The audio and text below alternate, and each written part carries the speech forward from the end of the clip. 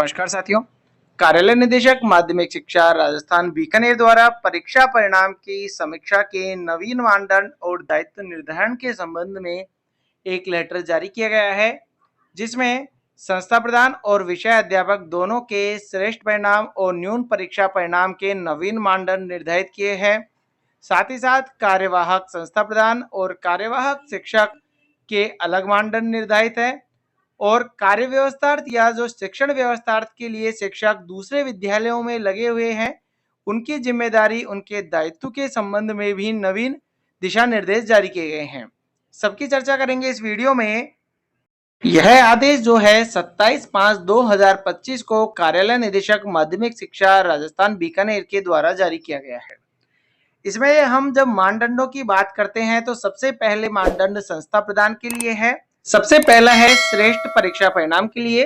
तो विद्यालय का कक्षा 12वीं एवं 10वीं के बोर्ड परीक्षा परिणाम 90% अथवा उससे अधिक तथा कक्षा 8 और कक्षा 5 में 90% या अधिक विद्यार्थियों के द्वारा ए ग्रेड प्राप्त करने पर संस्था प्रधान को विभाग के द्वारा प्रमाण पत्र दिया जाएगा। विद्यालय के परीक्षा परिणाम में 12वीं, 10वीं, 8वीं और 5वीं के समेकित परीक्षा परिणाम के आधार पर यह परिणाम जो प्रमाण पत्र है वह दिया जाएगा। उदाहरण के दृष्टिकोण से यदि हम समझते हैं तो यहाँ पर एक उदाहरण दिया गया है कि कक्षा 12वीं में 60 में से 54, 10वीं में 50 में से 43 विद्यार्थी उत्तीर्ण हुए हैं, कक्षा 8वीं में 35 में से 33 और कक्षा 5वीं में 30 में से 29 विद्यार्थी यदि ए ग्रेड से उत्तीर्ण हुए हैं तो संस्था प्रदान का परीक्षा परिणाम इन कक्षाओं के मानदंड अनुसार उत्तीर्ण विद्यार्थियों की जो कुल संख्या है, जो उत्तीर्ण संख्या है, इनका हमें पहले टोटल कर लेना है। नामांकन जितना है टोटल 5वीं, 8वीं, 10वीं, 12वीं, इनका टोटल कर लेना है और प्रतिशत के रूप में गणना करने पर जो इनकी संख्या आ रही है वह 90.85 है। तो इस प्रकार से यह श्रेष्ठ परीक्षा परिणाम की श्रेणी में आता है। दूसरा है न्यून परीक्षा परिणाम की, कि किसे न्यून परीक्षा परिणाम माना जाएगा और क्या कार्यवाही होगी। तो विद्यालय का कक्षा 12वीं बोर्ड परीक्षा परिणाम में 60% अथवा उससे न्यून, 10वीं का बोर्ड परीक्षा परिणाम 50% अथवा उससे न्यून रहने पर तथा कक्षा 5वीं और 8वीं के परीक्षा परिणाम में 50% या अधिक विद्यार्थियों के द्वारा ग्रेड ई प्राप्त करने पर संस्था प्रधान के परीक्षा परिणाम को न्यून माना जाएगा। यहाँ पर परसेंट दिया गया है, इतने से यदि आपका कम रहता है तो आपका जो परीक्षा परिणाम है संस्था प्रधान का वह न्यून माना जाएगा। अब यहाँ पर नोट दिए गए हैं कि विद्यालय के संस्था प्रदान के लिए परीक्षा परिणाम की गणना कक्षा 12वीं एवं 10वीं में उत्तीर्ण होने वाले विद्यार्थियों और 5वीं और 8वीं में ग्रेड ए लाने वाले विद्यार्थियों की कुल संख्याओं को इन कक्षाओं की परीक्षा में सम्मिलित होने वाले उस वर्ष की कुल विद्यार्थियों की संख्या के संदर्भ में की जाएगी। श्रेष्ठ परीक्षा परिणाम के लिए न्यूनतम 10 विद्यार्थियों का नामांकन होने पर ही विचार किया जाएगा। हो सकता है किसी विद्यालय में जो विद्यार्थियों की संख्या है यदि 10 से कम रह जाती है तो वहां पर श्रेष्ठ परीक्षा परिणाम के प्रमाण पत्र नहीं दिया जाएगा। नामांकन कम से कम 10 होना चाहिए। यदि विद्यालय में किसी भी एक परीक्षा में परिणाम मानदंड से न्यून रहता है तो विद्यालय के संस्था प्रधान को श्रेष्ठ परीक्षा परिणाम के लिए प्रमाण पत्र नहीं दिया जाएगा। इन चारों कक्षाओं में से यदि किसी एक में भी मानदंड कम रह जाता है तो श्रेष्ठ परीक्षा परिणाम का मानदंड नहीं दिया जाएगा। नेक्स्ट है संस्था प्रधान के रूप में गत 5 वर्ष आलोच्य वर्ष सहित, अर्थात जिस वर्ष नोटिस दिया जा रहा है या जिस वर्ष की हम कैलकुलेशन कर रहे हैं, में परीक्षा परिणाम एक बार मानदंड से न्यून होने पर लिखित में चेतावनी दी जाएगी और स्थान परिवर्तन भी किया जा सकता है। किंतु आलोच्य वर्ष सहित लगातार 2 वर्षों अथवा गत 5 वर्षों में से कोई 3 वर्ष का परीक्षा परिणाम मानदंड से न्यून होने पर सीसीए नियम 17 के तहत अनुशासनात्मक कार्रवाई की जाएगी। अब यदि हम कार्यवाहक संस्था प्रधान की बात करें कि फुल फ्लैश संस्था प्रधान नहीं है और वहां पर किसी के द्वारा कार्य किया जा रहा है, इंचार्ज है, तो उस केस में न्यून परीक्षा परिणाम का जो मानदंड है 50% तक कम कर दिया जाएगा।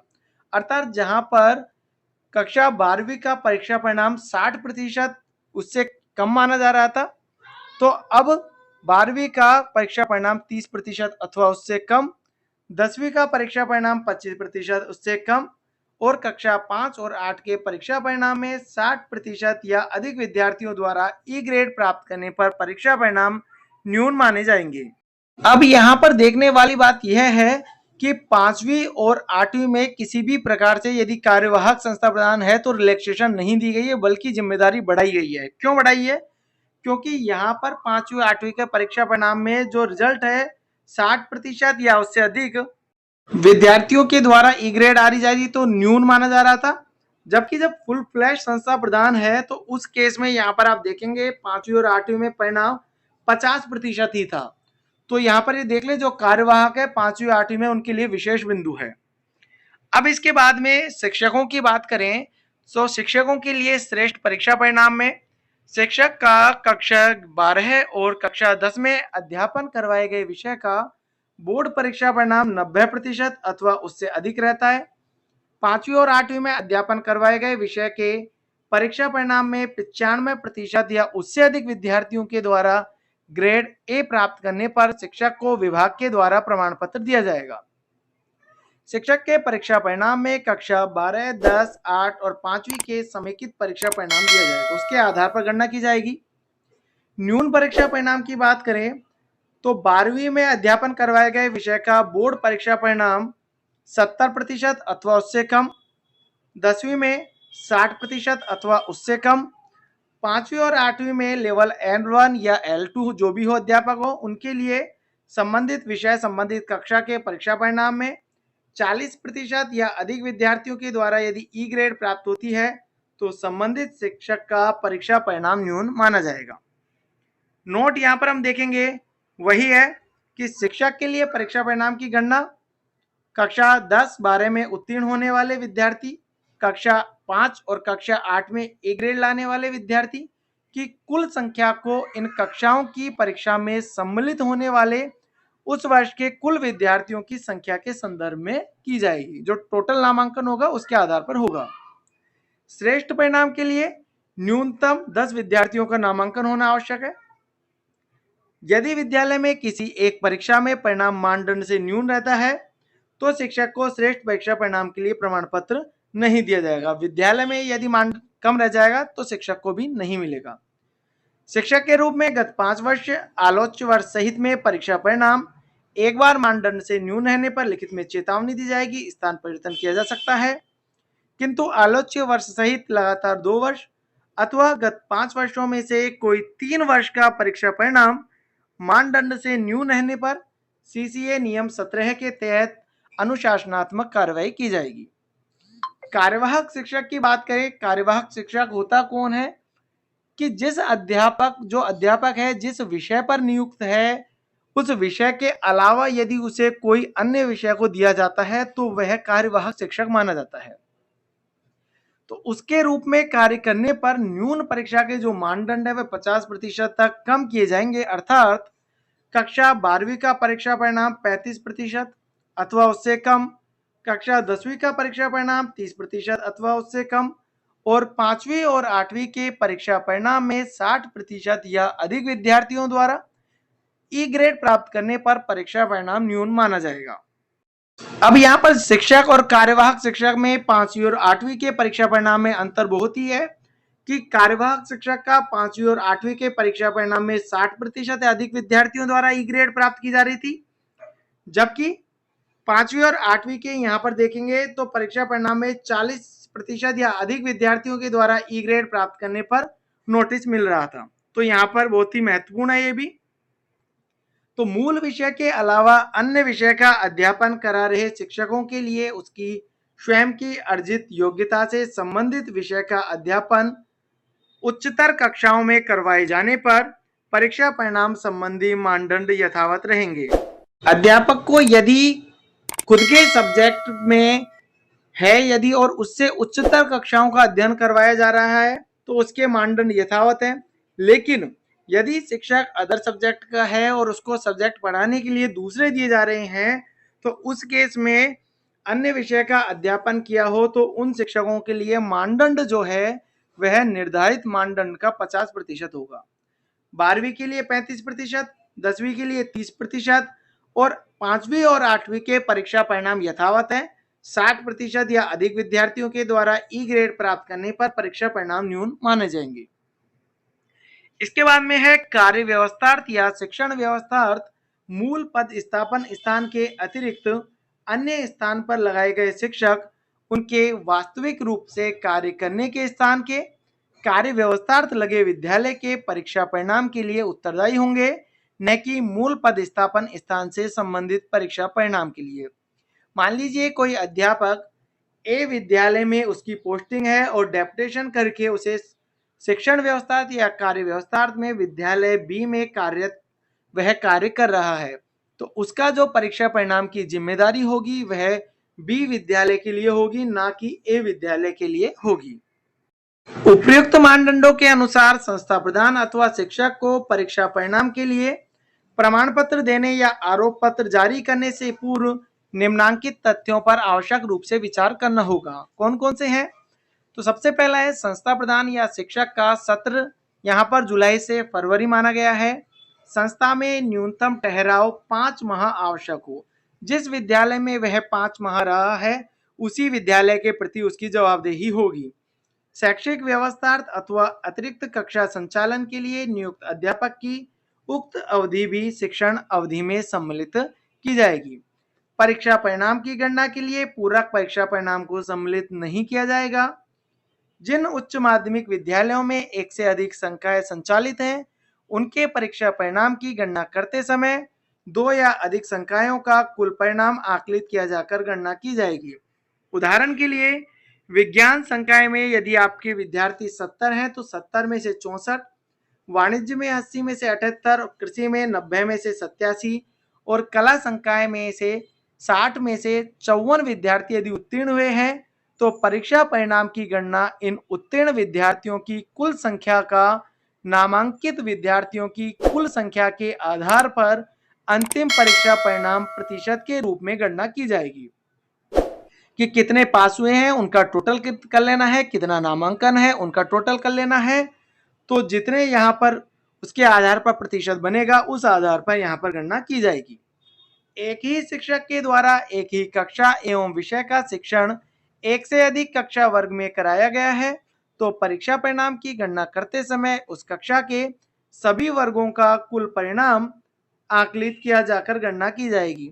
यदि किसी विद्यालय में कक्षा 9 में सेक्शन ए और सेक्शन बी है तो सेक्शन ए और बी के टोटल जो विद्यार्थी हैं और पास जो विद्यार्थी हैं इनको जोड़ करके उस आधार पर यहाँ पर गणना की जाएगी।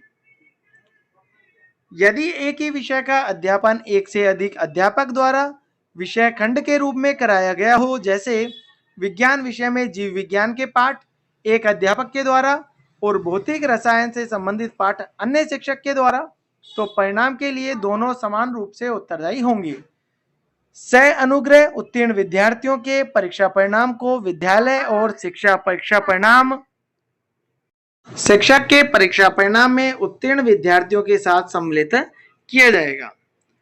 सक्षम अधिकारी की बात करें तो संस्था प्रधान और प्राध्यापक को श्रेष्ठ परीक्षा परिणाम के लिए प्रमाण पत्र शाला दर्पण मॉड्यूल पर ऑनलाइन निदेशालय के द्वारा जारी किया जाएगा।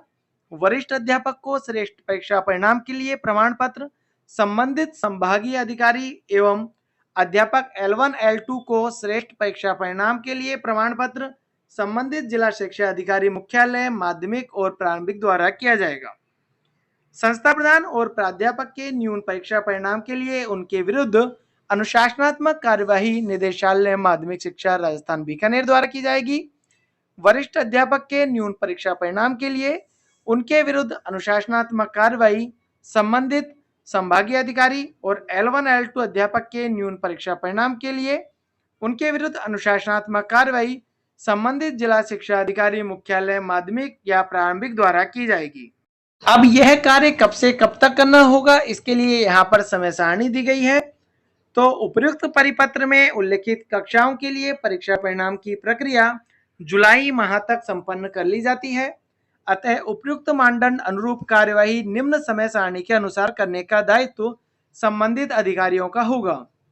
सबसे पहले श्रेष्ठ परीक्षा परिणाम देने वाले संस्था प्रधान प्राध्यापक वरिष्ठ अध्यापक को प्रमाण पत्र देकर सम्मानित करने की समय सारणी दी गई है।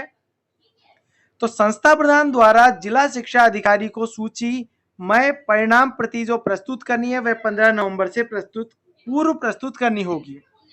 संस्था प्रधान एवं प्राध्यापक के लिए संबंधित जिला शिक्षा अधिकारी द्वारा संबंधित मंडल अधिकारी को अनुशंसा सहित सूची मय परिणाम प्रति प्रस्तुत करने की डेट 15 दिसंबर से पूर्व होगी और संबंधित मंडल एवं जिला शिक्षा अधिकारी द्वारा श्रेष्ठ परीक्षा परिणाम तैयारी के लिए हस्ताक्षरित प्रमाण पत्र संस्था प्रधान को वापस प्रेषित करने की 15 जनवरी से पूर्व होगा। श्रेष्ठ परीक्षा परिणाम के लिए शिक्षक को प्रमाण पत्र देकर सम्मानित करना 26 जनवरी को विद्यालय के गणतंत्र दिवस समारोह में करना होगा।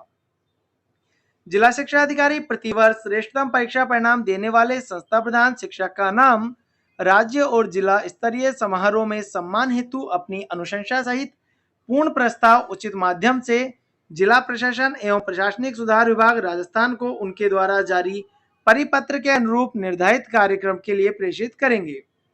इसके बाद में है न्यून परीक्षा परिणाम की टाइम टेबल। तो न्यून परीक्षा परिणाम वाले संस्था प्रधान और शिक्षक का जो निर्धारण है वह 30 जुलाई तक कर लिया जाएगा। विश्लेषण के बाद आरोप पत्र 10 अगस्त तक जारी किए जाएंगे जो कि ई डाक द्वारा होगा और आरोप पत्र का जो जवाब प्रस्तुत करना है वह 25 अगस्त तक ई डाक द्वारा ही देना होगा। जो आपने जवाब दिया है जवाब के आधार पर संतोषजनक जवाब प्राप्त होने पर प्रकरण ड्रॉप करना, जवाब संतोषजनक नहीं होने पर तथा प्रथम बार न्यून परीक्षा परिणाम होने के कारण लिखित चेतावनी देकर प्रकरण समाप्त करना, यह कार्य 25 सितंबर तक करना होगा। जवाब संतोषजनक नहीं होने तथा परीक्षा परिणाम लगातार 2 वर्षों तथा गत 5 वर्षों में से 3 वर्षों में मानदंड से न्यून रहने पर व्यक्तिगत सुनवाई की नोटिस और व्यक्तिगत सुनवाई यहां पर 25 सितंबर तक व्यक्तिगत सुनवाई का नोटिस देना होगा और व्यक्तिगत सुनवाई जो है 31 अक्टूबर तक होगी। आरोप पत्र पर निर्णय पारित की जो डेट है वह 30 नवंबर तक होगी। तो आज की वीडियो में हमने संस्था प्रधान विषय अध्यापक के श्रेष्ठ न्यून परीक्षा परिणाम, कार्यवाहक संस्था प्रधान की कार्य व्यवस्था, शिक्षण व्यवस्था की न्यूनतम शिक्षण अवधि के आधार पर जो परिणाम निर्धारित किए जाएंगे हमने सबकी डिटेल पर यहाँ पर चर्चा की है। तो आज की वीडियो में इतना ही। धन्यवाद।